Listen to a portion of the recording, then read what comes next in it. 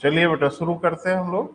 आज का टॉपिक सबसे महत्वपूर्ण है, सबसे इम्पोर्टेंट है और हमारा जो महत्वपूर्ण है या नहीं है वो परीक्षा मापदंड है, बाकी कोई मापदंड है नहीं। तो हेडिंग बना ले बेटा, आज इसको फिनिश किया जाएगा, मैंने ये हिस्सा गरीबी वाला कंप्लीट किया जाएगा। सापेक्ष गरीबी हेडिंग बनाइए, रिलेटिव पॉवर्टी, शायद हेडिंग कल ही बना लिया था। तो सापेक्ष गरीबी आखिर क्यों ये की जाती है, आखिर इसका उद्देश्य क्या है? भाई ये खाली दिमाग का दिवालियापन तो है नहीं। हम लोग जो कुछ विषय पढ़ते हैं या विषयों में चीज़ों को क्रिएट करते हैं उसका उद्देश्य क्या होता है बेटा? अर्थव्यवस्था का क्या उद्देश्य था? जब हम लोगों ने शुरू में पढ़ना शुरू किया था तो मैंने बताया था कि अर्थव्यवस्था का सिर्फ एक ही उद्देश्य है, the betterment of human life, और कुछ है ही नहीं है बेटा। इस धरती पर मनुष्यों की जिंदगी कैसे बेहतर की जाए, कैसे अच्छी की जाए, इसी का अध्ययन है अर्थव्यवस्था, और कुछ नहीं है। हाँ, लोगों की जिंदगी को बेहतर करने के ढेर सारे तरीके हो सकते हैं। अब जैसे जिंदगी बेहतर के जो डायमेंशंस हैं, थोड़ा सा विषय के बाहर निकल के बात कर लेते हैं। पश्चिमी देशों का अलग है, यानी यूरोपियन देशों का कॉन्सेप्ट अलग है, हम लोगों का कॉन्सेप्ट थोड़ा अलग है। बेहतर जिंदगी का उनका जो मापदंड है वह भौतिक मापदंड है, और भारत की जो संस्कृति है उसके हिसाब से हमारी जिंदगी बेहतर होने का आध्यात्मिक मापदंड है। बोल नहीं रहे हैं। वो ये कहते हैं कि अगर किसी की जिंदगी में भौतिक सुख सुविधाएं बहुत बेहतर हैं तो जिंदगी बेहतर है। यूरोप की डेफिनेशन है, पश्चिमी देशों की डेफिनेशन है कि सुख सुविधाओं की जितनी उपलब्धि हो जाए भौतिक, उसको हम लोग मानेंगे कि हमारी जिंदगी बेहतर है। और भारत की जो फिलॉसफी है वो कहती ना, क्योंकि भौतिक चीजों का कहीं अंत नहीं है। तो यहाँ आध्यात्मिक विकास में ज्यादा बात होती है कि आप मेंटली पीस में महसूस करिए, और बहुत ज्यादा उधेड़ बुन में देखिए। लक्ष्य हमारे जिंदगी में होना ही चाहिए, टारगेट हमारे जीवन में होना ही चाहिए, और तब हम जाके उस टारगेट को पूरा करने के लिए इफर्ट करते हैं। हमारी जिंदगी में अगर लक्ष्य ही नहीं होगा तो हम इफर्ट क्या करेंगे, प्रयास क्या करेंगे? फिर जानवरों जैसी जिंदगी हो जाएगी हमारी। तो that's why we are human being. तो हमारी तो कुछ सोच है ही है बेटा, तो सोच के हिसाब से हम लोगों को काम करना होगा। लेकिन ये समझ लेना कि ये सब ये मापदंड आप गरीबी शरीबी का पढ़ रहे हो, इसमें ज्यादा झुकाव है यूरोपियन का। और वो जब ये कहते हैं तो उनका उद्देश्य भौतिक चीजों से ज्यादा होता है, फिजिकल चीजों से ज्यादा होता है। इसमें एक अमेरिका के अर्थशास्त्री थे, मैक्स ओ लॉरेंज। मैक्स ओ लॉरेंज। तो उनके दिमाग में कहीं एक खुराफात आई, आती रहती है, आपके भी दिमाग में आ सकता है, मेरे भी दिमाग में आ सकता है, एकेडमिक चीजों को लेके। और जब हम कुछ इनोवेटिव कर लेंगे तो डेफिनेटली हमारा भी नाम होगा। कुछ बहुत बड़ा काम तो नहीं किया मैक्स ओ लॉरेंज ने, लेकिन ये है कि वो दिशा उन्होंने एक अलग सोची। तो थोड़ा सा बेटा हम आपको महसूस करा रहा है, उसको जरा समझने की कोशिश करिएगा। एक्चुअल में हम लोग पढ़ रहे थे जीडीपी, याद है? अब फुल फॉर्म कैसे निकाला जाता है ये भूल गए होंगे तो जाके देख लीजिएगा, घर पे पढ़ाया है आपको। फिर जीडीपी से होते हुए हम आ जाते हैं कहाँ? National income. बोले बेटा? और नेशनल इनकम को इकोनॉमिक्स की भाषा में क्या कहते हैं? राष्ट्रीय आय तो कहते ही हैं, वो भी इकोनॉमिक की ही भाषा है। तो इसको हम लोग क्या बोल रहे थे? एनएनपी एट, किसी को हम लोग क्या बोलते हैं बेटा? राष्ट्रीय आय। हाँ ना कुछ बोलेंगे? क्लियर है?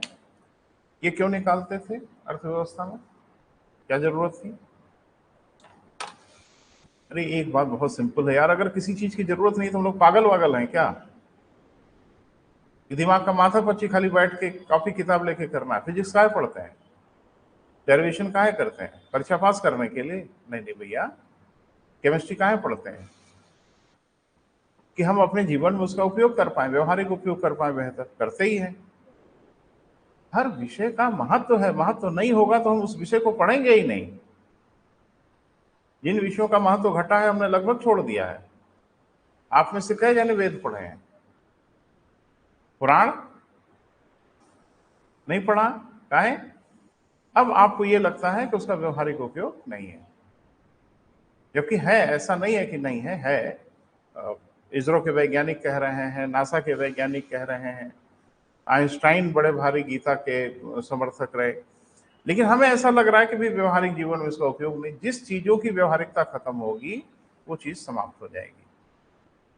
ये माथा पच्ची नहीं है कि हम तो इसको क्यों पढ़ते हैं, हम लोग काहे राशियां निकालते हैं। सिर्फ ये पता चलता है कि किसी राष्ट्र का आर्थिक स्वास्थ्य कैसा है, इकोनॉमिक हेल्थ कैसी है। लेकिन इसमें बड़ी भारी परेशानी है कि कई चीजें इसकी आड़ में छुप जाती हैं। अब जैसे किसी देश की नेशनल इनकम बढ़ रही है, वहां भी मैंने विस्तार से बात किया था, अब बहुत जरूरी है। किसी देश की राष्ट्रीय आय बढ़ रही है तो आप ये अंदाजा नहीं लगा सकते कि सबकी जिंदगी अच्छी हो रही है। हाँ, ये अंदाजा लग सकता है कि उस देश में कोई ना कोई या सब मिलके ज्यादा पैसा कमा रहे हैं, इसमें कोई शक शुबा नहीं है। लेकिन सब कमा रहे हैं कि दो चार लोग कमा रहे हैं, ये नहीं पता चल सकता। जैसे हम कहें किस क्लास में सबकी आय मिला के 1 लाख रुपया है, मान लीजिए, तो क्या यह बता देंगे कि सब ठीक ठाक कमा रहे हैं? जरूरी है? सबकी मिला के ना 1 लाख है। हो सकता है कि आप ही की अकेले 8.5 लाख हो, बोल नहीं रहे हैं। तो इससे हकीकत का पता नहीं चल पाता, सत्य क्या है वो नहीं पता चल पाता। जैसे इस देश की जब राष्ट्रीय आय निकाली जाएगी भारत की, तो मुकेश अंबानी की आय भी जोड़ी जाएगी, अडानी की भी आय जोड़ी जाएगी, टाटा की भी आय जोड़ी जाएगी, ठेले वाले की भी आय जोड़ी जाएगी। अब ये 4, 6, 10 लोग बड़े बड़े अरबपतियों की आय जोड़ोगे तो देश की कुल आय तो ज्यादा आ ही जाएगी। प्रति व्यक्ति आय भी निकालोगे, यानी जनसंख्या से भाग दो के निकालोगे, औसत भी ठीक ठाक आ जाएगा। लेकिन हकीकत इससे कुछ जुदा होगी, बोल नहीं रहे। हाँ, सारे लोग कमाएंगे तो भी राष्ट्रीय आय ज्यादा आएगी। तो राष्ट्रीय आय तो एक लमसम बताती है ना बेटा, ये थोड़ी बताती कि लोगों की सबकी जिंदगी भी बेहतर हो रही है। हो सकता है अमीरी और गरीबी के बीच की खाई बहुत बढ़ जाए तो भी राष्ट्रीय आय ज्यादा आए। हो सकता है कि आय का समान वितरण हो तो भी राष्ट्रीय आय ज्यादा आएगी। तो मैक्स और लॉरेंज ने यह कोशिश किया कि आखिरकार ये कैसे पता चले कि किसी देश में अमीरी और गरीबी के बीच का मामला क्या है। तो 1905 में इन्होंने इस पर बड़ा गंभीर अध्ययन किया, और इन्होंने, ये बड़ा गंभीर विषय है बेटा हम मनुष्यों का इस धरती पर, कम से कम अर्थव्यवस्था के गंभीर सेगमेंट है, जिसपे हमेशा वो ये प्रयास करता है कि गरीबी एक अभिशाप के रूप में है हमारे समाज में। वो जो गरीबी में जीता है ना, उससे पूछो गरीबी क्या चीज है। तो एक बड़ी भारी समस्या है। अर्थव्यवस्था हमेशा यही काम करती है कि गरीबी को कैसे एलिमिनेट किया जाए, कैसे खत्म किया जाए, उसके क्या क्या तरीके हो सकते हैं। अमर्त्य सेन ने भी इस पे काम किया। द इकोनॉमिक वीकली में उनका एक लेख छपा था बेटा, उस मुझे लगता है वही उनके नोबेल प्राइज का आधार बना। पॉवर्टी, अनइक्वलिटी एंड अनएम्प्लॉयमेंट के नाम से उन्होंने एक लेख लिखा था। उसी में उन्होंने बड़ी कटु आलोचना की भारत की कि यहाँ गरीबी का निर्धारण हेड काउंट मेथड पे होता है। 15 बीमार हैं, बीमारों का सर गिन लिया आपने, ये पता लगाया कि कौन कितना बीमार है, कौन कौन सी बीमारी हुई है। हो सकता है किसी को हल्का सा बुखार हुआ हो सकता है कोई कैंसर से जूझ रहा हो। तो आपने गिन लिया कि 15 पेशेंट हैं, उस पेशेंट में कौन कितना सीवियर है ये नहीं ना पता चल पा रहा है। तो आप गरीब गिन रहे हो, उस गरीब में कौन कितना सीवियर गरीब है ये आपको पता चल पा रहा है क्या? और जब तक आपको ये पता चलेगा नहीं तब तक इलाज बढ़िया नहीं हो सकता। मालूम चला हॉस्पिटल ने गिना कि हमारे हॉस्पिटल में 15 पेशेंट भर्ती, सबको पैरासीटामॉल दे दिया जाए, हो जाएगा इलाज। जो जिस श्रेणी का होगा उसको उस हिसाब से ट्रीटमेंट करना होगा ना। तो भारत में आपने गिन लिया कि इतने करोड़ गरीब हैं, अब सबको एक कॉमन फार्मूला बना लोगे तो उससे गरीबी दूर हो जाएगी? नहीं होगी बेटा। यही उन्होंने बताया, यही सबसे बड़ी परेशानी है कि कॉमन फार्मूले से ट्रीटमेंट हो रहा है। कॉमन फार्मूले से ट्रीटमेंट नहीं हुआ, हर पेशेंट को इंडिविजुअल अलग अलग दवा देनी पड़ेगी, उसका अलग अलग ट्रीटमेंट करना पड़ेगा, तब जाके गरीबी दूर होगी। तीनों ने कहा क्या बेटा, वो जरा समझिए। तीनों ने एक फार्मूला विकसित किया और इनका भी तरीका वही है जैसे हम लोग HDI निकालते हैं। HDI में हम लोग क्या करते हैं, मानव विकास सूचकांक निकालते हैं, तो मानव विकास सूचकांक अकेले कोई मतलब नहीं रखता, सापेक्षिक मतलब रखता है। किसी एक देश का मानव विकास सूचकांक आप निकाल के क्या पाएंगे, कुछ आपको मिलने वाला है? नहीं मिलने वाला है। एक आदमी धरती पे हो तो आदमी ना सुंदर है, ना असुंदर है, ना लंबा है, ना नाटा है, ना काला है, ना गोरा है। बोल नहीं रहे। ये तो तब होगा जब और भी लोग होंगे तुलना करने के लिए। तो जब हम तुलना करते हैं तब समझ में आता है कि कोई सुंदर है, कोई असुंदर है, कोई काला है, गोरा है, लंबा है, नाटा है, ऐसा है, वैसा है। तुलना के लिए जब कोई है ही नहीं है तो जो है वही परफेक्ट है। तो इसीलिए आप देखते हो HDI जब भी निकाला जाता है तो हमेशा सारे देशों को एक साथ अरेंज किया जाता है। अब उसे तुलनात्मक समझ में आता है कि इनसे ये बेहतर है, इनसे ये खराब है। बोल नहीं रहे। तो अलग से आप दिखा के क्या पाओगे, कुछ नहीं पाओगे। ऐसे ही मैक्स और लॉरेंज ने भी एक अपना तरीका डेवलप किया। उन्होंने बताया कि हम ये निकालेंगे कि किसी देश में अमीरी और गरीबी के बीच की खाई कितनी है,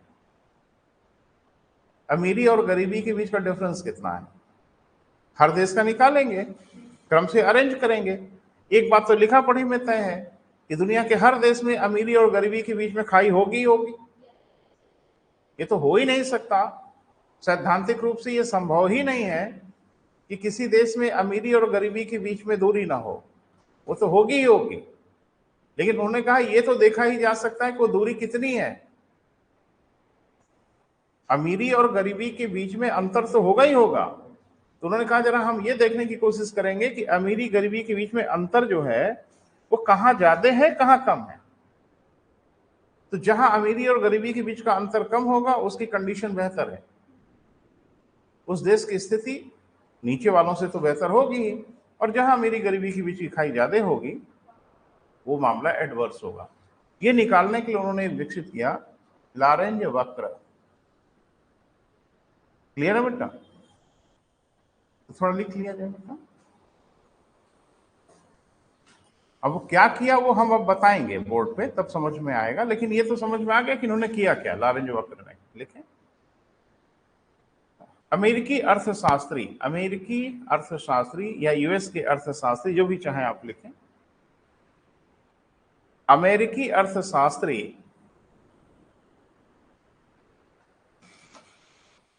नाम लिख देना बेटा, मैक्स ओ लॉरेंज ने, ये सब बहुत इंपॉर्टेंट है बेटा परीक्षा के दृष्टिकोण से। अमेरिकी अर्थशास्त्री मैक्स ओ लॉरेंज ने 1905 में सापेक्षिक रूप से, अच्छा एक बात बताएं, जैसे सापेक्ष शब्द आपको जब कंफ्यूज करे तो तुरंत तुलनात्मक लिख लेना। सापेक्षिक मतलब कुछ और होता ही नहीं, तुलना करना, कंपेरेटिव करना, ठीक है। सापेक्षिक रूप से यह ज्ञात करने का प्रयास किया कि, सापेक्षिक रूप से यह ज्ञात करने का प्रयास किया कि विभिन्न राष्ट्रों में अमीरी तथा गरीबी के मध्य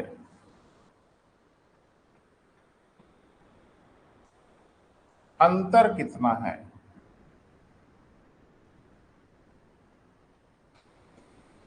अमीरी और क्या बेटा, गरीबी के मध्य अंतर कितना है,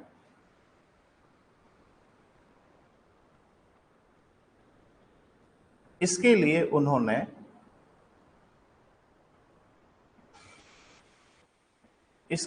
उन्होंने एक कर्व हिंदी में क्या कहते हैं, वक्र का निर्माण किया, जिसे लॉरेंज कर्व के नाम से जाना जाता है। देखो अब सुनो बेटा, बहुत जरूरी है, जिसे लॉरेंज वक्र के नाम से जाना जाता है। क्यों पढ़ रहे हैं ये? क्योंकि दुनिया में अमीरी गरीबी दूर कर दे हम, है ना। अब भाड़ में जाए अमीरी गरीबी, हमसे कोई लेना देना नहीं। हमको लेना देना बस इतना है बेटा, एक अदद की परीक्षा कैसे मैनेज हो जाए, ये हमारा उद्देश्य है, ठीक है। और हम दुनिया में अमीरी गरीबी दूर करने थोड़ी निकले ना, मेरी औकात है ना। तो क्या टारगेट है बेटा? टारगेट है कि हमारी परीक्षा में 2-4 क्वेश्चन जो आए उसको हम कैसे मैनेज कर लें, है ना। तो पहला प्रश्न तो यही है कि लॉरेंज वक्र का संबंध किससे है। तकलीफ में चले जाएंगे, सिर्फ इतने से प्रश्न है। लॉरेंज वक्र का संबंध बेरोजगारी से है, लॉरेंज वक्र का संबंध महंगाई से है, लॉरेंज वक्र का संबंध मुद्रास्फीति से है, लॉरेंज वक्र का संदर्भ अमीरी गरीबी के से है। बहुत कठिन प्रश्न है ना, बहुत मुश्किल वाला है, 2 कौड़ी का प्रश्न है। लेकिन अगर लॉरेंज वक्र आपकी निगाह से नहीं गुजरा, ये बहुत भारी होने वाला है। यही है परीक्षा में, यही पूछा गया, कि लॉरेंज वक्र का संबंध किससे है। जो जिंदगी में लॉरेंज वक्र का नाम ही नहीं सुना, वो क्या बताएगा किससे है। कुछ नहीं पूछा बेटा, खाली इतना पूछा कि लॉरेंज कर्व का संबंध है किससे, और विकल्प अमीरी गरीबी के बीच के अंतर से है ना बेटा। लेकिन आप अभी तो पढ़ लिए हो, तो आपको लग रहा है कि ये भी कोई प्रश्न है। लेकिन थोड़ी कल्पना करें, जिसने कभी लॉरेंज वक्र पढ़ा ही नहीं, वो क्या कयास तो लगाएगा खाली। क्लियर है बेटा? तो क्वेश्चन अब यहीं से शुरू हो गया बेटा, जो आप लाइनें लिख रहे हो यहाँ से ये नहीं पूछेगा कि मैक्स और लॉरेंज या लॉरेंज वक्र का विकास किसने किया, ये सब नई चीजें पूछी जाती हैं। जो भी पूछा जाएगा थोड़ा सा ग्रेविटी वाला होगा। लेकिन वो भी मैंने लिखा दिया कि भाई 1905 में किया उन्होंने, यूएस के अर्थशास्त्री थे, क्या किया उन्होंने थोड़ा देख लो। और बहुत बड़ा काम था, उन्होंने एक ग्राफ बनाया।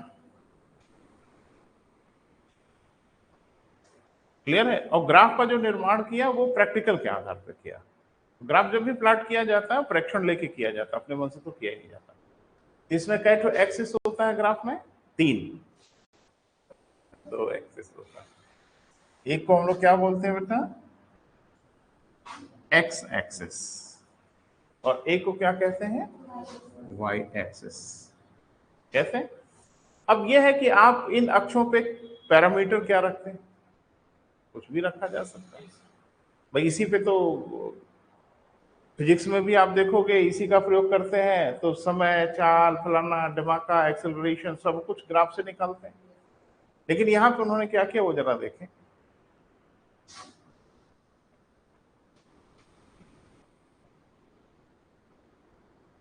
परिवारों का प्रतिशत, क्या कहा बेटा? परिवारों का प्रतिशत। और इधर लिखा आय का प्रतिशत। क्लियर है? ये प्रेक्षण प्राप्त कर करके उन्होंने ग्राफ बनाया।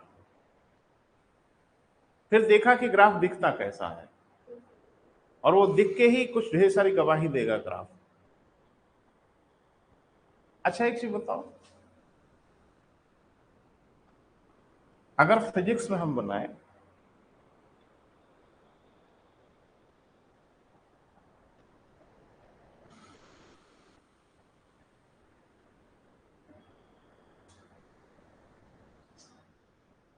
दूरी,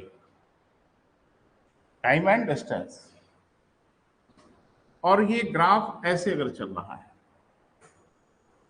तो क्या बता रहा है? नहीं नहीं, कुछ कह रहा है। टाइम दूरी तो बहुत तरीके से बढ़ेगी, और ये ऐसे भी चल सकता है।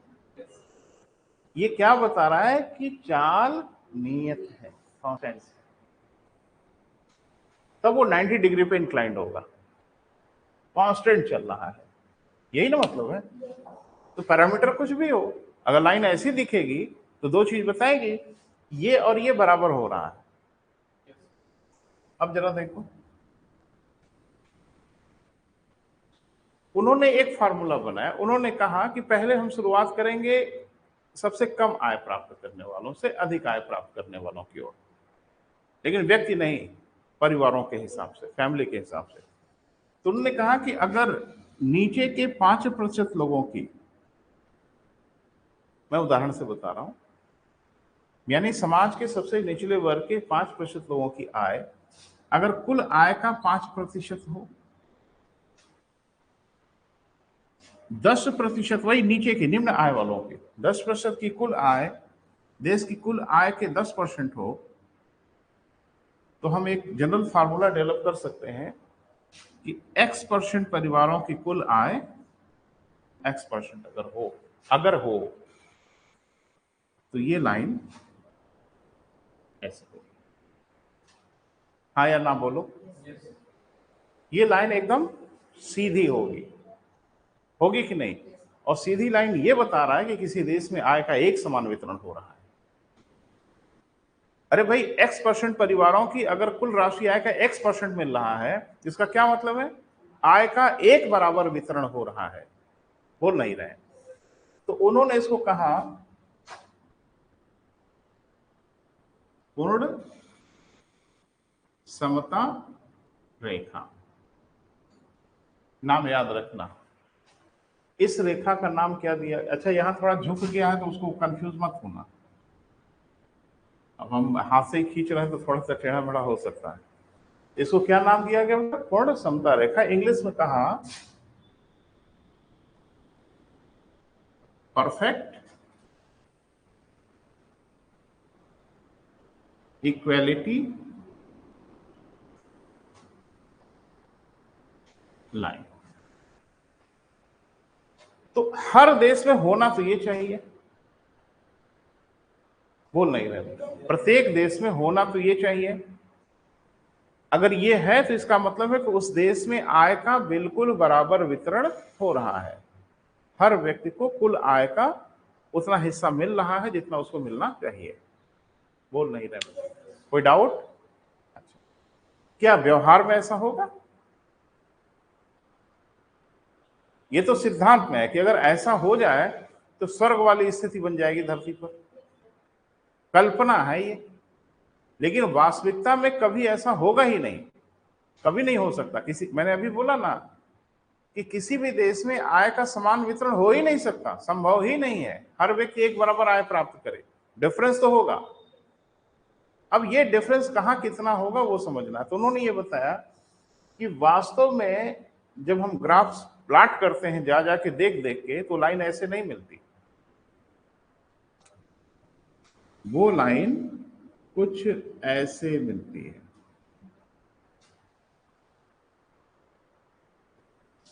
पूर्ण समता रेखा के नीचे उभयावतल मिलती है। क्लियर है बेटा? और इसी लाइन को कहा गया, इस वाले को लॉरेंज कर्व, लॉरेंज वक्र, ये लॉरेंज वक्र है। अब थोड़ा समझते हैं कि वक्र कह क्या रहा अपनी भाषा में, अगर आपको ग्राफ समझना थोड़ा सा भी आता है तो ये हो गया 5, 10, 15, 20, 25, 100, लेकिन यहां तक आते आते कहां पहुंचेंगे बेटा? 100। अरे सब होंगे ना मिला के, लास्ट में तो सबको शामिल करना होगा। आय जरा देखें, 5, 10, 15, 20, 100, ये ना होगा। अब जरा देखो, ये 5% जो परिवार हैं, इनकी आय तो मुझे लगता है इतनी है,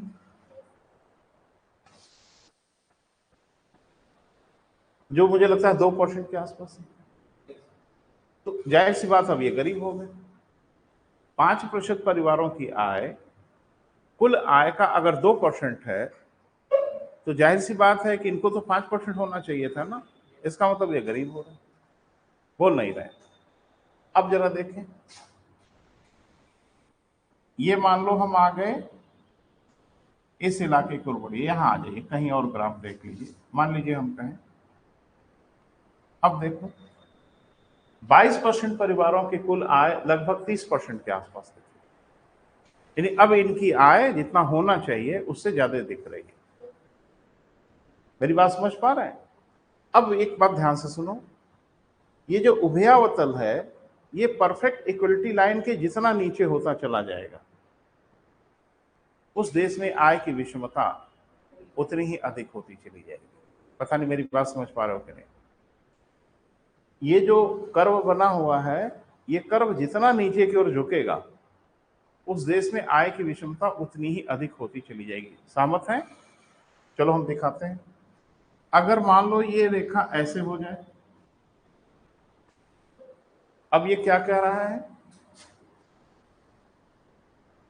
ये तो मुझे लगता है 30% परिवारों की आय कुल आय का 5%। होना कितना चाहिए था? 30% होना चाहिए, लेकिन 30% परिवारों की कुल आय राष्ट्रीय आय के 5% के बराबर है। इसका मतलब गरीब हैं ये, बोल नहीं रहे हैं। और यहां आगे जैसे ही आप देखोगे बेतहाशा, अब यहां से मान लो ये 30% है सपोज करो ये, और यहां हम आ गए मान लो 50%, तो ये 15% हुआ ना डिफरेंस। अब जरा गौर से देखो, अब इनकी आय इतनी हो गई,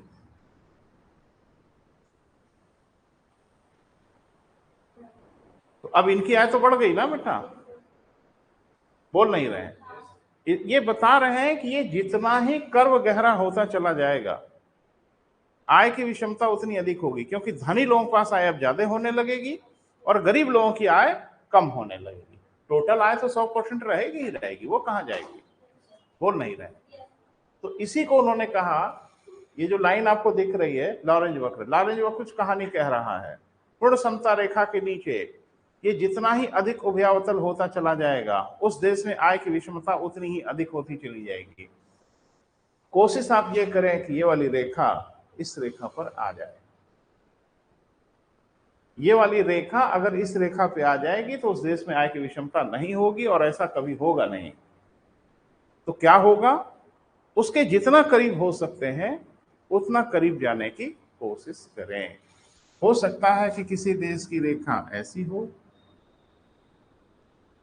तो यहां भी आय की विषमता है, लेकिन यहां आय की विषमता क्या है बेटा, काफी कम है। क्लियर है? अब एक खेल खेल ले आपके साथ, तो परीक्षाओं में खेल ही तो आपके दिमाग से खेला जाता है।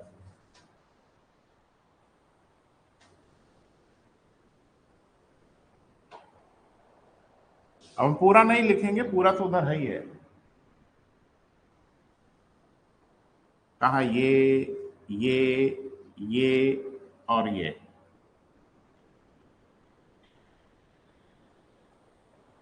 लॉरेंज वक्र है। This is A, this is B, this is C, this is D. किस देश में आय की विषमता सबसे अधिक है? जी हाँ, और ऐसे ग्राफ बना के पूछ लेगा तो गुनाह है क्या? तकलीफ तो हो ही जाएगी अगर लॉरेंज वक्र आपको समझ में नहीं आता तो। और कहीं ये पूछा इस रेखा का क्या नाम है? जी, पूर्ण समता रेखा नाम है, परफेक्ट इक्वलिटी लाइन नाम है। बड़ा मुश्किल है ना बेटा?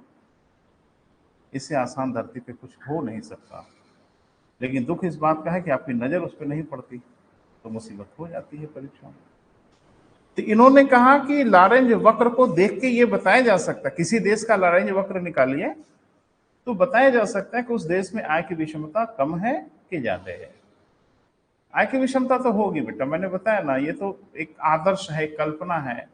सीधी रेखा किसी देश की हो ही नहीं सकती, संभव ही नहीं है। तो कर्व तो होगा ही होगा। अब ये कर्व कितना ज्यादा है उस देश में आय की विषमता, इस देश की सारी आय सिर्फ अडानी की हो, मान लें इस देश की सारी आय, जितनी इनकम है इस देश के पास, पैसा रुपया है, वो सब अडानी के पास हो, तो ये कैसे होगी? लारेंज वक्त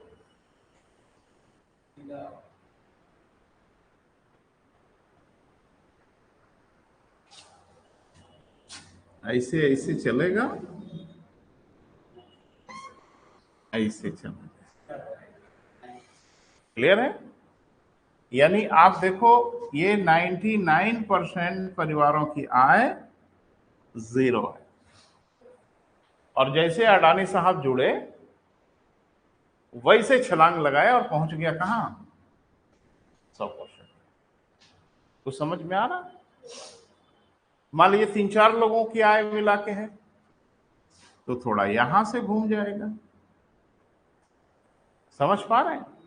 तो लालच वक्त उस कहानी कह रहा है, ग्राफ की अगर समझ है तो देख के अंदाजा लग जाएगा।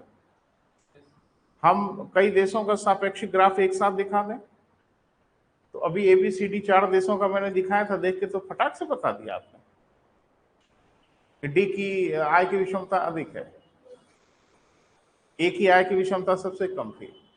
ऐसे सारे देशों का ग्राफ अगर प्लॉट किया जाए तो ग्राफ देख के तो पता चल ही जाएगा किस देश में आय की विषमता ज्यादा है और किस देश में आय कितनी है कितनी नहीं है मायने नहीं रखता। जो भी आय है वो आय बंट रही है कि नहीं बंट रही है, ये महत्वपूर्ण है। बोल नहीं रहे ये लारेंज वक्र ये थोड़ी बताता है कि किसी देश की आय कितनी है।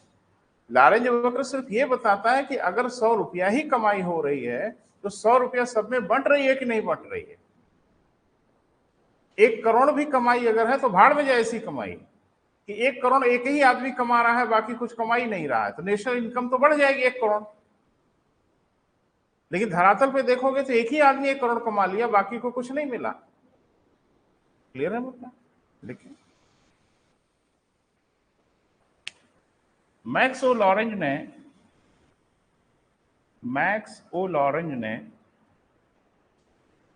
समझ में आ रहा है बेटा? मैक्स ओ लॉरेंज ने गरीबी तथा अमीरी के मध्य के अंतर को निर्धारित करने के लिए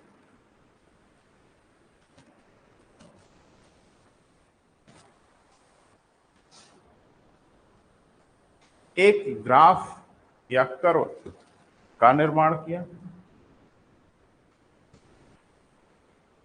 जिसके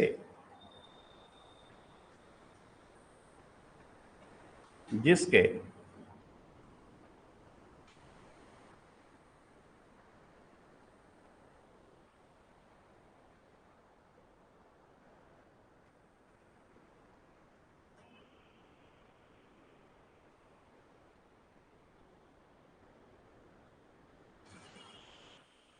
जिसके एक्स एक्सिस पे, ये भी जानना बहुत जरूरी है, जिसके एक्स अक्ष पर परिवारों को तथा वाई अक्ष पर उनकी आय को प्रदर्शित किया।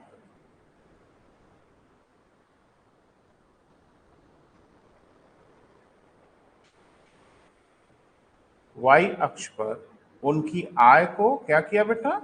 प्रदर्शित किया। क्लियर है? उन्होंने निम्न आय से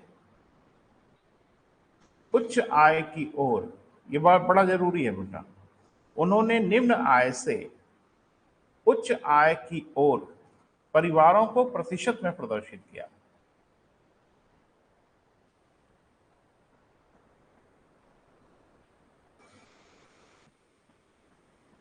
प्रतिशत में प्रदर्शित किया।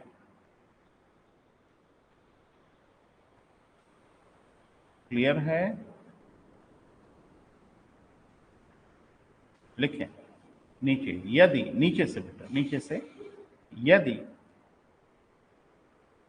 5% परिवारों की आय 5% हो,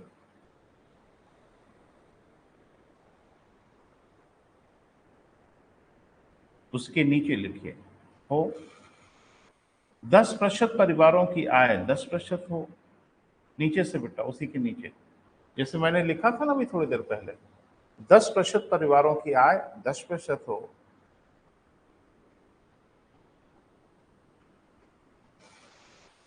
नीचे X% परिवारों की आय X% हो तो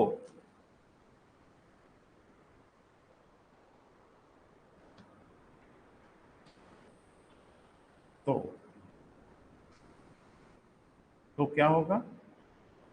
तो लॉरेंज वक्र एक सीधी रेखा में प्राप्त होगा। तो लॉरेंज वक्र एक सीधी रेखा में प्राप्त होगा जो 45 अंश अक्ष पे या 45 अंश कोण पे झुका होगा, यानी 45 अंश पे एक सीधी रेखा हमको मिल जाएगी।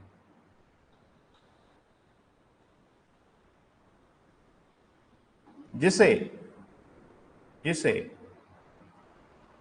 पूर्ण समता रेखा, जिसे क्या बेटा? पूर्ण समता रेखा, इंग्लिश जरूर लिख लीजिएगा, परफेक्ट इक्वलिटी लाइन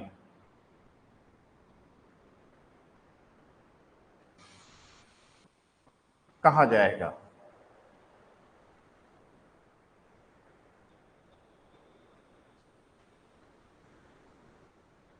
जिसे पूर्ण समता रेखा या परफेक्ट इक्वलिटी, ये सब अर्थव्यवस्था है बेटा, यही सब तो समझना है। बाकी तो फलाने की राशि आय इतनी है, धमाका कितनी अर्थव्यवस्था है कि रटंत विद्या है।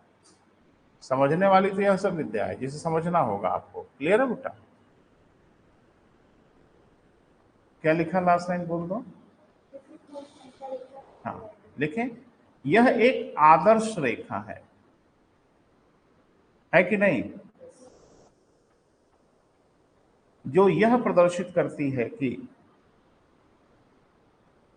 यह एक आदर्श रेखा है जो यह प्रदर्शित करती है कि संबंधित राष्ट्र में आय की विषमता नहीं है। संबंधित राष्ट्र में आय की विषमता नहीं है।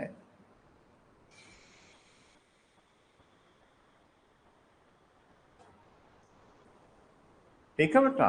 वास्तव में यह एक आदर्श स्थिति है, व्यवहारिक नहीं है।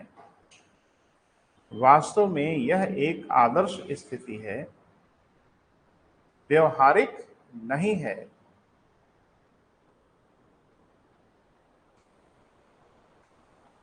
क्योंकि व्यवहार में ऐसा संभव नहीं है। व्यवहारिक नहीं है क्योंकि व्यवहार में ऐसा संभव नहीं है कि सबकी आय एक समान हो।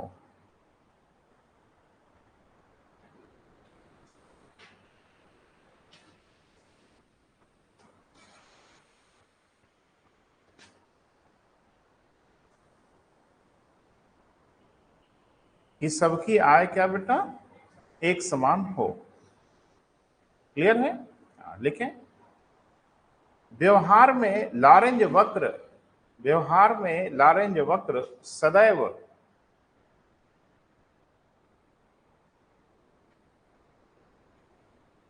पूर्ण समता रेखा के नीचे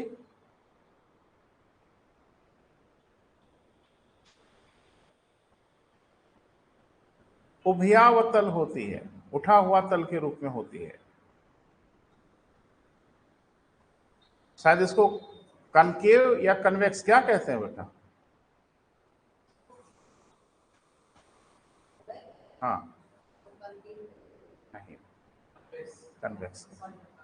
कनकेव माने होता है अंदर की ओर झुका हुआ, कन्वेक्स कहते हैं। तो हमेशा ये परफेक्ट इक्वलिटी लाइन के नीचे उभरा हुआ तल के रूप में होता है, इसको उभयावतल कहते हैं या कन्वेक्स फॉर्मेट में कहते हैं। क्लियर है बेटा? होता है। ठीक है, समझ में आया?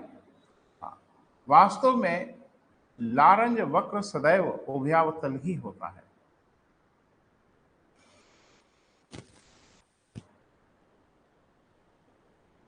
ठीक है,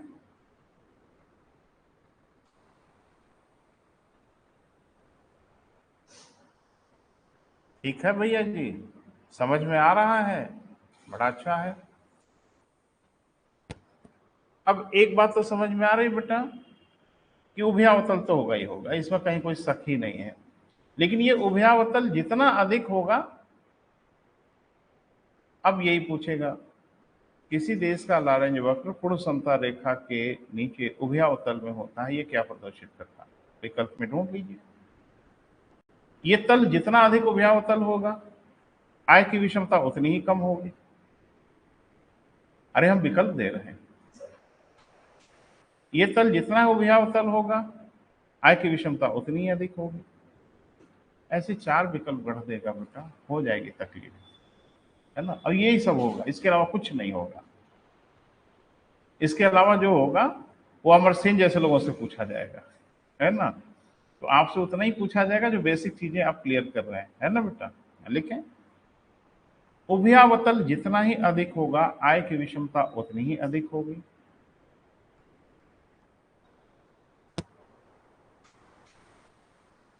आय की विषमता जितनी ही अधिक होगी, उभयावतल उतना ही अधिक होगा। वाइस वर्सा भी है, उल्टा भी बोल सकते हैं। यानी उभयावतल जितना अधिक होगा, आय की विषमता भी उतनी ही अधिक होगी।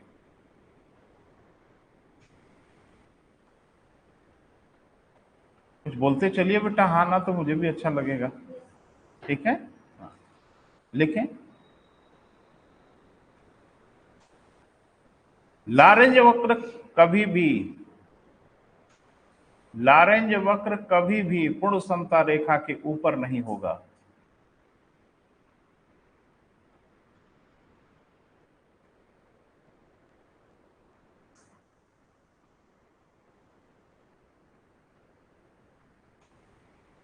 लारेंज वक्र कभी भी पूर्ण समता रेखा के ऊपर नहीं होगा। सहमत हैं? मैं क्या कह रहा हूं आप पता नहीं समझ पा रहे हो कि नहीं। ये कर्व जब भी होगा, इस लाइन के नीचे ही होगा, इस लाइन के ऊपर नहीं हो सकता। अच्छा, मान लो कि लारेंज वक्र ऐसा आ जाए, ये क्या हो रहा है? ये हो रहा है कि 5% परिवारों की आय 15% है, और अगर 5% परिवारों की आय 15% है, तो ये समाज के गरीब लोग हैं। अरे ये मुझे बताइए ना, 5% परिवारों की आय देश की कुल आय के 15% है, ये तो अमीरों की ओर जा रहे हैं। और लारेंज वक्र ने क्या कहा था? गरीबी से अमीरी की ओर प्लाट करना है। ये तो उलट गंगा बह रही है, ये तो अमीरी से गरीबी की ओर जा रही है। इसलिए लारेंज वक्र कभी भी पूर्ण समता रेखा के ऊपर हो ही नहीं सकता, संभव ही नहीं है। बोलिएगा नहीं बेटा, ऐसे विकल्प बना बना के आपसे बवाल कर दिया जाएगा। क्लियर है? तो बेसिक चीज क्लियर हो गई बेटा, लारेंज वक्र क्या है। लारेंज वक्र अमीरी और गरीबी के बीच के अंतर को प्रदर्शित करने के लिए स्थापित किया जाता है।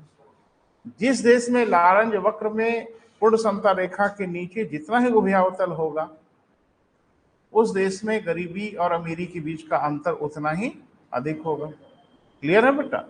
ये सिर्फ एक सापेक्षिक प्रदर्शन है कि हर देश का लारेंज वक्र देखें तो देख के समझ में आ जाएगा कि इन देशों में कौन सा अच्छा है, तुलनात्मक रूप से कौन सा बुरा है। तो ये भी तो हमको सोचना है बेटा।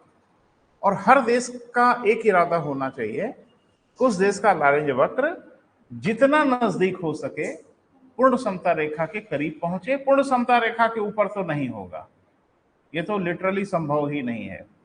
लेकिन हाँ, जितना करीब ले जा सके, उस देश का स्वास्थ्य अर्थव्यवस्था के संदर्भ में उतना ही अच्छा होगा।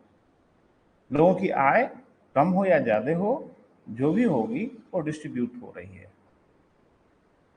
ऐसे तमाम चीजें आपके दिमाग में आ सकती है ना विकल्प देख के। यानी विकल्प में ऐसी कोई भी चीज अगर दिखेगी तो आपको एसेस कर लेना कि क्या इसका अर्थ निकलेगा, क्या उसकी मंशा निकलेगी। समझ पा रहे हैं बेटा? ये है बेटा लॉरेंज वक्र। क्लियर हुआ? कोई संदेह है, कोई डाउट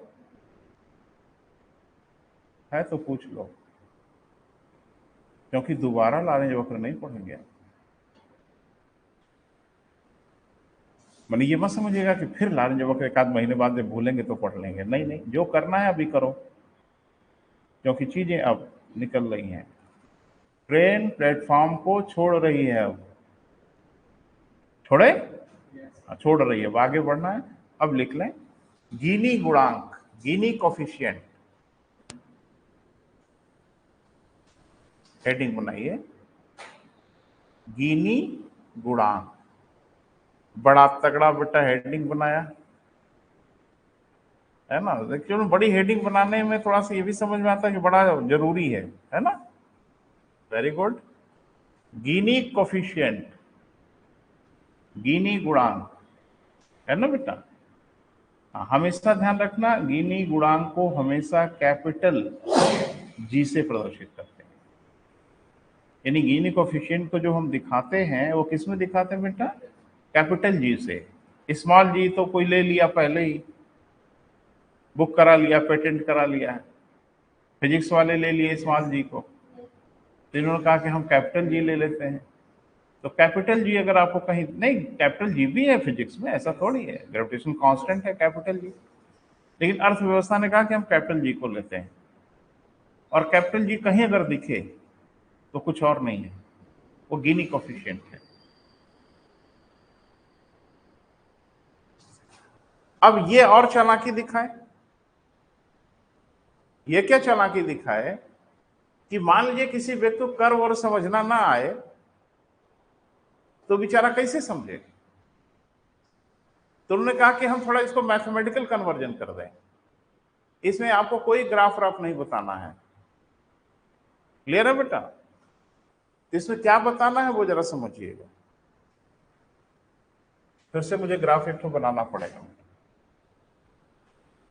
और मुझे लगता है एक बात आपको समझ में आ ही जानी चाहिए। अच्छा पहले इनका परिचय करा दें। कोरेडो गिनी इनका पूरा नाम है, अर्थशास्त्री हैं, ये इटली के अर्थशास्त्री हैं कोरेडो गिनी। तो ये जो लॉरेंज वक्र जब बन गया तब गिनी का काम शुरू हुआ। गिनी का काम स्वतंत्र नहीं है, गिनी ने अपना कोफिशिएंट जो भी डेवलप किया वो लॉरेंज वक्र के आधार पर डेवलप किया।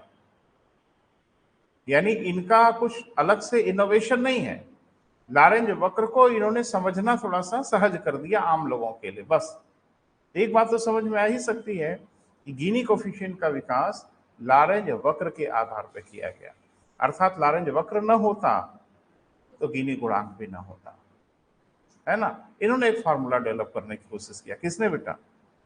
कोरेडो गिनी ने। और गिनी कोफिशिएंट से ही पता चल जाएगा कि किसी देश में आय की विषमता कम है कि ज्यादा है।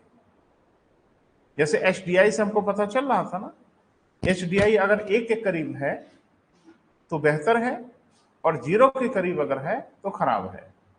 तो इन्होंने भी अपना एक ऐसा फार्मूला बनाया कोरेडो गिनी ने कि इसका भी कैलकुलेशन 0 से 1 के बीच में आता है। माने इसका भी जो कैलकुलेशन आता है, अभी बताते हैं फार्मूला, लॉरेंज वक्र के आधार पर उन्होंने फार्मूला बनाया, इसका भी कैलकुलेशन 0 से 1 के बीच में आता है, लेकिन HDI का उल्टा प्रेक्षण देता है।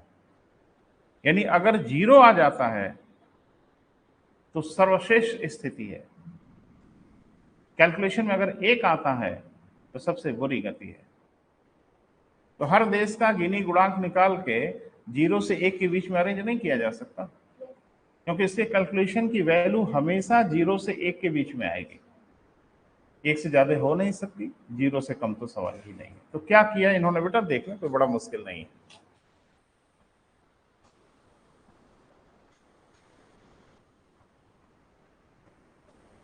तो मुझे लगता है धन्यवाद तो लॉरेंज को देना है, क्यों बेटा? अगर लॉरेंज वक्र न होता बोले तो गिनी गुणांक ना होता। गिनी गुणांक लॉरेंज वक्र पर ही आधारित है, बार बार आपको बता रहे हैं बेटा, है ना। यानी गिनी गुणांक का कोई स्वतंत्र अस्तित्व नहीं है। तो थोड़ा लिख लें,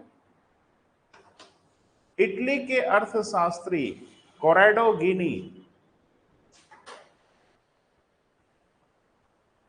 ये सब बेटा आजकल खूब पूछा जा रहा है, तो यहां सतर्क रहिएगा।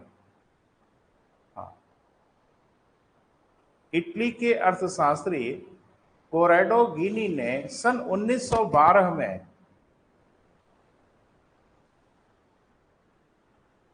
कोरेडो गिनी ने सन 1912 में लॉरेंज वक्र के आधार पे एक गुणांक का विकास किया।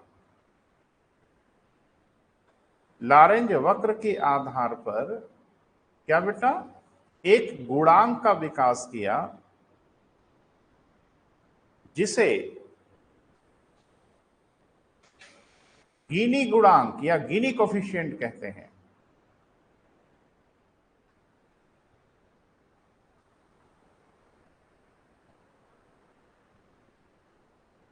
जिसे गिनी गुणांक या गिनी कोफिशिएंट अंग्रेजी में कहते हैं, है ना। इसका मान यानी वैल्यू 0 से 1 के मध्य आती है। गिनी कोफिशिएंट की वैल्यू कितना बेटा, 0 से 1 के मध्य आती है। तो दोनों का मतलब जरा लिख लिया जाए। पहले ही हम बता चुके हैं कि गिनी कोफिशिएंट को कैपिटल जी से प्रदर्शित करते हैं, है ना बेटा। तो अगर हमने किसी देश का कैलकुलेशन किया, अभी बताते हैं कैसे कैलकुलेट करेंगे, और capital G is equal to 0 आ सकता है, और capital G is equal to 1 आ सकता है। ये एक्सट्रीम पोजीशन है, बाकी का इसके बीच में आएगा। तो इन दोनों का मतलब समझ लें। अगर किसी देश का कैपिटल जी गिनी कोफिशिएंट 0 आता है तो ये क्या कह रहा है, और किसी देश का गिनी कोफिशिएंट 1 आ रहा है तो ये क्या कह रहा है। जब किसी देश का गिनी कोफिशिएंट 0 आता है, इसका मतलब है कि आय का समान वितरण हो रहा है। बोल नहीं रहे हैं, यानी आय सबको बराबर बट रही है। और गिनी कोफिशिएंट अगर 1 आता है, इसका मतलब है कि एक ही व्यक्ति के पास उस देश की सभी आय है, जो मुझे लगता है सबसे बुरी स्थिति है। तो थोड़ा आप लिख लो बेटा ऐसे ही करके, capital G is equal to 0, capital G is equal to 0। हाँ, इसका अभिप्राय यह है कि, लिख लो उसका मतलब क्या है, इसका अभिप्राय यह है कि आय का समान वितरण हो रहा है।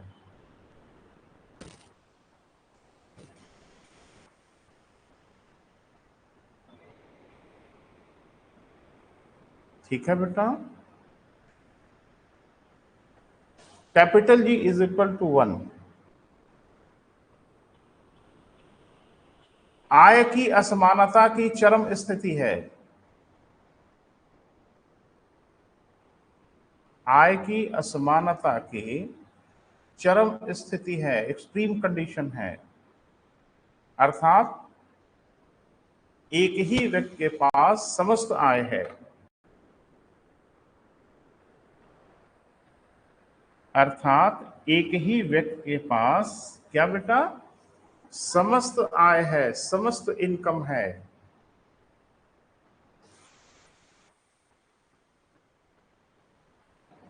क्लियर है। अब अच्छा, वो वहां पे बेटा कर्व बना लिया था ना, लॉरेंज वक्र बना के दिखाया था ना। खाली लिख लिख के काम नहीं चलेगा, वक्र बना के दिखाना भी होगा। डायग्राम बना लिया था ना, फिर से एक बार डायग्राम बनेगा। ठीक है बेटा, लॉरेंज वक्र ही बनेगा। वहां थोड़ा कॉम्प्लिकेटेड कर दिया था मैंने, यहाँ थोड़ा सिंपल रखेंगे ताकि आपको समझ में आए। अभी नहीं, मुझे बनाने दो, फिर उसके बाद अब बोलो क्या कह रहे हो।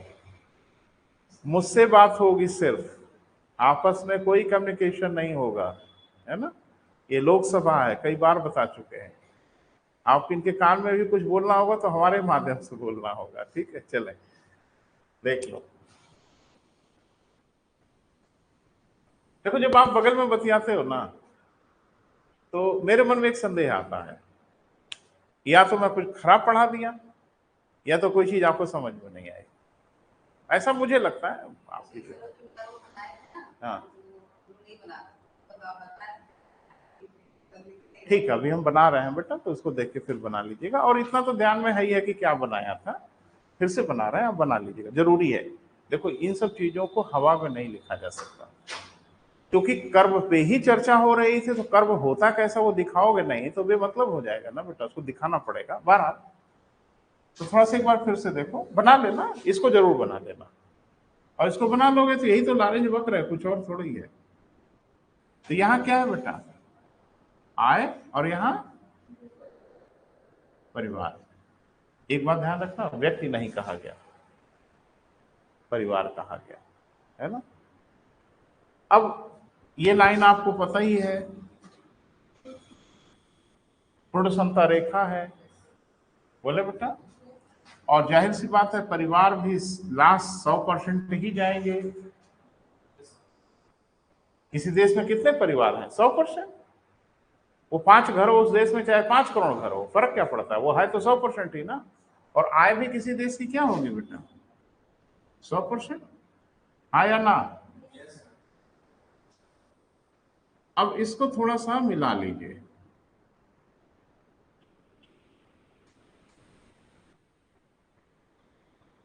ये लाइन थोड़ा ठीक कर लीजिए, ये लाइन यही आनी चाहिए, ठीक है। तो ये यहां पे इस पॉइंट पे क्या दिखा रहा है? अरे रुक जाओ बेटा, रुक जाओ, अभी मिटाएंगे नहीं, देख लो थोड़ा पहले इसको। इस पॉइंट पे दिखा रहा है कि 100% परिवारों की आय 100% है, क्लियर है। यहां पे 50% परिवारों की आय 50%, 10% परिवारों की आय 10%, तो परफेक्ट इक्वलिटी लाइन यही है। तो इसका नाम क्या था बेटा? पूर्ण समता रेखा। लारेंज वक्र कैसा होता था? पूर्ण समता रेखा के नीचे उभयावतल।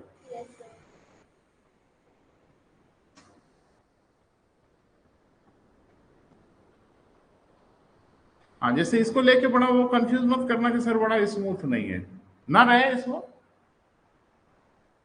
अब उन्होंने क्या किया बेटा, वो थोड़ा समझना।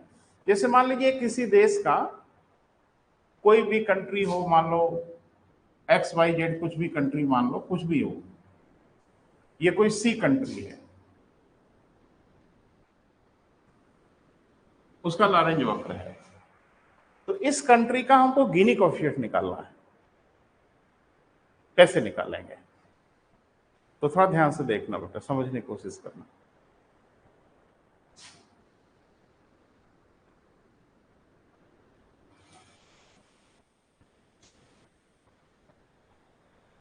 ठीक है। अब गिनी ने एक फार्मूला बना लिया, कहा बिना कर्व को देखे हम कैसे कैलकुलेट करें। तो उन्होंने जो फार्मूला बनाया, वो जी कैसे कैलकुलेट करेंगे, यानी गिनी कोएफिशिएंट कैसे कैलकुलेट करेंगे। तो उन्होंने कहा पूर्ण समता रेखा, ध्यान से सुनना, तथा लारेंज वक्र के मध्य का क्षेत्रफल। वो कौन सा क्षेत्रफल है? मान लीजिए दिस इज ए, जो छायांकित क्षेत्र दिख रहा है, हम मान लेते हैं इसका क्षेत्रफल क्या है बेटा? ए। और जो शेष बचा हुआ है उसका क्षेत्रफल हम मान लें बी, बाकी जो बचा है। अब क्या कहा लारेंज वक्र ने, वो जरा देखिए। उन्होंने कहा फार्मूला छायांकित भाग का क्षेत्रफल, समझ में आ रहा है? पूर्ण समता रेखा के नीचे का समस्त क्षेत्रफल बटे पूर्ण समता रेखा के नीचे का समस्त क्षेत्रफल। क्लियर है? बोल दो बेटा, कोई मुसीबत नहीं है, नहीं मुसीबत हो जाएगी।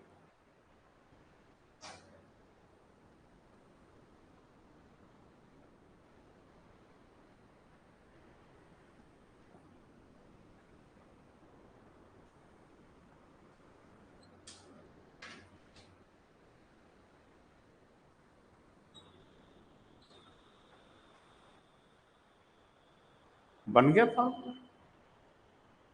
लारेंज वक्र और पूर्ण समता रेखा के बीच का कोई ना कोई क्षेत्रफल हर देश का होगा, और पूर्ण समता रेखा के नीचे का समस्त क्षेत्रफल होगा। अगर इस फार्मूले में हम फीड करें तो आपको समझ में आएगा कि G इज इक्वल टू ए बटे ए प्लस बी। अगर आप इसे देखें तो मुझे लगता है ये फार्मूला बन गया क्या बेटा, गिनी गुणांक निकालने का। समझ में आ रहा है भैया जी? काहे थोड़ा बहुत आ रहा है? काहे, क्या दिक्कत है? दिक्कत बताइए ना। जिंदगी में कभी पढ़े ही नहीं, अचानक। चलिए ठीक है, कोशिश करो बेटा, प्रयास करो, घर पे जाके समझने की कोशिश करो। ऐसा कुछ भी नहीं है जो आपको समझ में नहीं है। और एक बात ध्यान से सुनो, ये सब जो कोई बोलता है और जो कहता है, मेरा खून खोल जाता है। कारण है, कोई पैदा नहीं हुआ है पढ़ के, ना आप ना हम, सब इसी धरती पे सीखे हैं। आप कोशिश कर रहे हो, आप काहे नहीं सीखोगे? कोई विद्वान होके पैदा हुआ है क्या? हाँ, ये अलग बात है कि आप ये कह सकते हो कि चलिए ठीक, कोई बात नहीं सर, आप पहले सीख गए, हम बाद में सीखेंगे। आप पहले पढ़ के सीख लियो, हम अब पढ़ रहे हैं, अब सीखेंगे। सीख काहे नहीं लोगे? क्या नहीं सीख लोगे? बस मन बना लो कि मुझे अब सीखना है। 5 साल तक तो, 4 साल तक तो बोलने भी नहीं आया था आपको ना हमको, बोल नहीं पाते थे। बोलना सीखा, पढ़ना सीखा, चीजों को सीखा, सीखा ना इसी धरती पर। लेकिन अब एक बात ध्यान रखना, अब आपके सीखने की गति बहुत तेज होगी, क्योंकि बच्चा धीरे धीरे सीखता है। इस उम्र में अगर हम सीखने की कोशिश करें तो बहुत तेज। मैं एक उदाहरण आपको बता रहा हूं, अन्यथा कोई ना लेगा भाई, हम आपको बताने की बस कोशिश कर रहे हैं। हम लोग के जमाने में जो पढ़ाई होती थी, सुन लो जरा, क्लास 6 से बच्चे को एबीसीडी सिखाई जाती थी। उसके पहले ए क्या बला है उसे पता ही नहीं होता था, नहीं मालूम होता था। जो कक्षा 6 में जाता था तो पहली बार वो एबीसीडी कैपिटल और स्मॉल लेटर में सीखता था, लिखा कैसे जाता है ना? आज की डेट में मुझे लगता है कि अभी रोते बिलखते स्कूल में गए ना, LKG UKG या धमाका KG, आजकल जो भी नाम हो, यही सब सिखाया जाता है। बड़ी बेहतर अंग्रेजी हो गई है बच्चों की, है ना? कूड़ा हो गए, कूड़ा, कुछ नहीं है इनके पास, कुछ भी नहीं है, नथिंग। ना इनको इंग्लिश आती है, ना इनको हिंदी आती है, कुछ नहीं आता, कुछ नहीं आता, बुरा मत मानिएगा। न इनको अंग्रेजी आती है, ना इनको हिंदी आती है, और बड़े गर्व से बताते हैं कि हिंदी तो और नहीं आती है। हाँ, ये प्राउड वाली बात है। हिंदुस्तान में रह के अगर आप ये बोलते हैं कि मुझे हिंदी नहीं आती, इतने गर्व की बात है। हाँ, अच्छा, हम लोग के जमाने में क्या होता था, कक्षा 6 तक यानी 5 तक अपनी मातृभाषा में, उस भाषा में जिसमें हमने बोलना सीखा है, जिसमें हमने समझना सीखा है, हमको विषयों की बेसिक चीजों को बताया जाता था, और बड़े प्यार से बताया जाता था। प्यार से मतलब, एक तो होता था ना बेटा वो पौधा बेहया, उसके माध्यम से बताया जाता था, और बेहया ही बना डालते थे, पीट पीट के डंडे हाथ पे टूटते थे। अभी तो डांट दीजिए ना तो FIR हो जाए, कोई कंप्लेन करने नहीं है, हाथ सूज जाता था। और कक्षा 6 से ABCD, और बच्चा इतनी तेजी से अंग्रेजी टैकल करता था, इतनी तेजी से टैकल करता था कि अगले 2 से 3 साल में बेहतरीन अंग्रेजी आ जाती।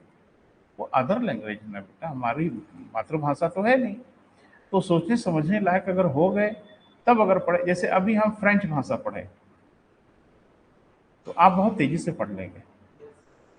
रशियन पढ़ें, भाई आप जाओ यूनिवर्सिटीज में, फॉरेन लैंग्वेज पढ़ाई जाती है, साल भर में पढ़ा देते हैं, ठीक ठाक हम जान जाते हैं, बोलना वोलना लिखना उतना काम चलाओ।